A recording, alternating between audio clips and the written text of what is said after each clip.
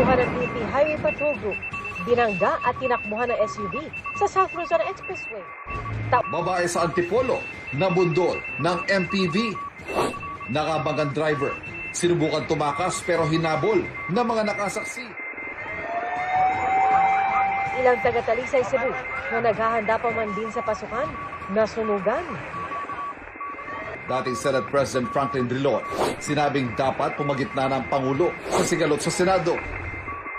Sa dashcam video mula sa Highway Patrol Group Region 4A, kitang banayad ang trapiko umaga kahapon sa southbound na South Luzon Expressway malapit sa M6 exit sa San Pedro, Laguna nang biglang sumalpok ang isang SUV sa pulis ng HPG. Dire-diretso lang ang SUV habang nagpagulong-gulong sa kalsada ang pulis, pati na ang kanyang motorsiklo. Nakatayo rin siya kalaunan pero tila may sugat at nagkapunit ang pantalon. Kinilala ang pulis na si Patrolman Jeric Ayaay. Sabi ng HPG, nagtamo ang pulis ng minor injuries at nasa maayos ng kondisyon. Sinusubukan pa naming mahuna ng pahayag ang biktima. Gumugulong na ang investigasyon para matunton ang tumakas na motorista. Nananawagan ng HPG sa publiko na magbigay ng impormasyon na makatutulong sa investigasyon.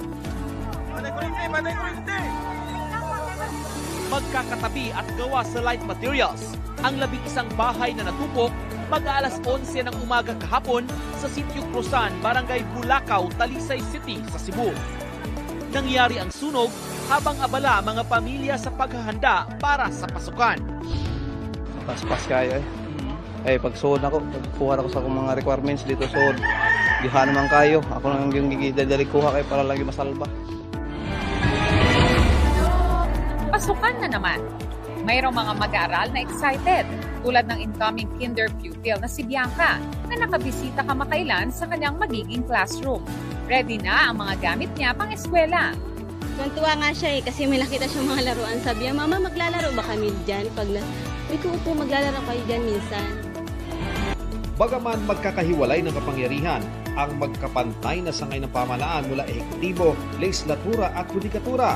Naniniwala si dating Senate President Franklin Drilon na dapat manghimasok si Pangulong Bongbong Marcos kapag may mga sigalot sa gobyerno para masiguro na maayos ang takbo ng buong pamahalaan. Kung hindi pa siya nakikialam. At walang masama po ron dahil sa ito'y sangay ng pamahalaan na dapat magtrabaho at tungkulin ng Pangulo ng buong pamahalaan ay gumagalaw. At sa katunayan, sa mga ganitong hidwaan at problema, nakikialam talaga ang Pangulo. Alam po ni Senator Cayetano yan. Alam ni Senator Gatchalian yan. Sa palusong at pakurbang kalsadang ito sa Antipolo City, isang puting MPV ang mabilis na umandar patawid sa kasalumat na direksyon at linya ng kalsada. Nabundol niya ang isang babae. Ilang saglit, umandar ang nakabundol na puting sasakyan. Dito na po siya, dire-diretso pa rin po siya, di po siya napatinag. Mabilis na po yung pagandar niya po. Ayun, tumatakas, sira. Kitang umuusok at gumagasgas na sa kalsada ang nasirang gulong ng sasakyan. Ilang beses siyang binusinahan para harangin. Nang tumigil ang sasakyan, bumaba ang driver ng pick-up at kinumpronta ang driver ng MPV. Anong ginagawa mo sa buhay mo? Nagtakbuhan ang tatlong lalaking kasama ng driver. Punta niyo ba tumatakbo ko ninyo?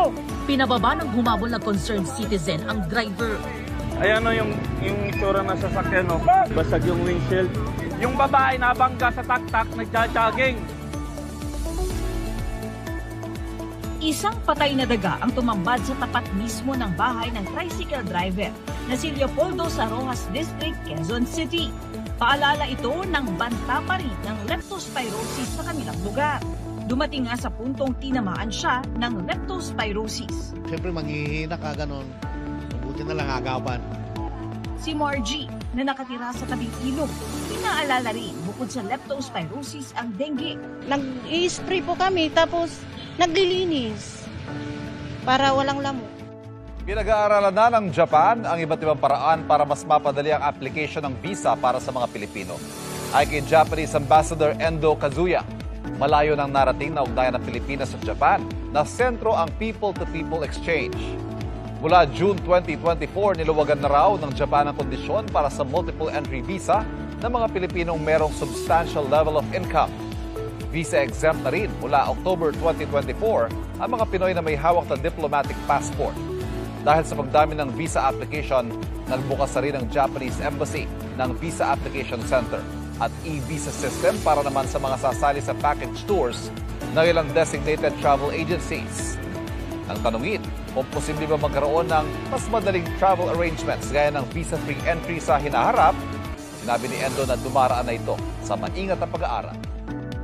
Nasagip ng Department of Migrant Workers o DMW ang 15 overseas Filipino workers o OFW applicants mula sa hindi rehistradong accommodation sa Pasay City. Mula sa mga nasagip, napag-alamang may iba pang unregistered accommodation sa Maynila at Imus, Cavite.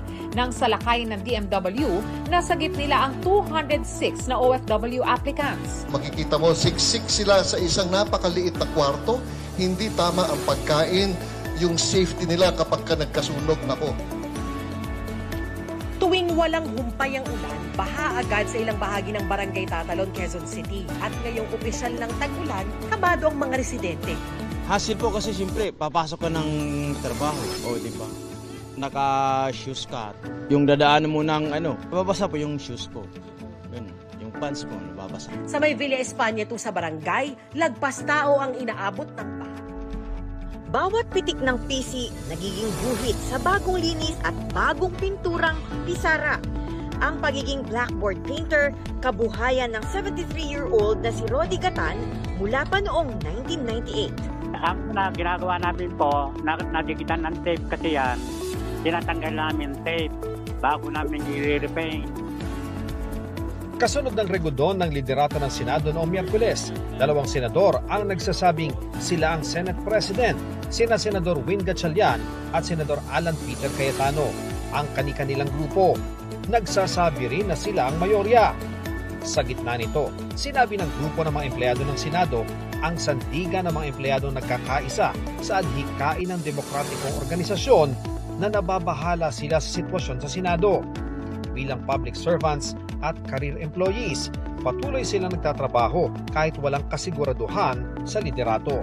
Alam nilang bahagi ng demokrasya ang pagpapalit ng liderato at political contests. Pero hindi raw sila dapat maipit o maging collateral casualties. Marami nilang empleyado ang nakaranas ng anxiety matapos ang gulo sa Senado noong Mayo, kabilang ang barilan. Pinalalapaan nila ng agawan sa liderato na nagdulot ng pagkalitok. Nahirapan daw silang alamin kung sino ang susundin sa kawalan ng malinaw na gabay. Wala nila sanang empleyado na makaranas ng pagganti, diskriminasyon, pangaharas o anumang adverse consequences sa pagtupad nila ng kanilang tungkulin.